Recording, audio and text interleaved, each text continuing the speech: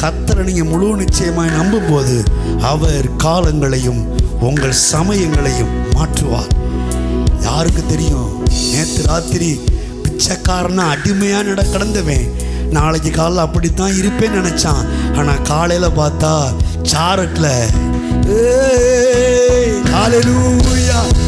ராஜ பதவியில ராஜ சிங்காசனத்துக்கு பக்கத்துல உட்கார்ந்து ராஜா ஏறி போதுற குதிரையில ஏறி ராஜாவுடைய முத்திர மோதிரத்தை அணிஞ்சுக்கிட்டு தேசத்தை வேவு பார்க்க புறப்பட்டு போனான் யோசேப்பு. ராத்திரி பிச்சைக்காரன், மறுநாள் காலையில மிகப்பெரிய கோடீஸ்வரன். யாருக்கு தெரியும் காலத்தை எப்ப கர்த்தர் மாத்துறாருன்னு?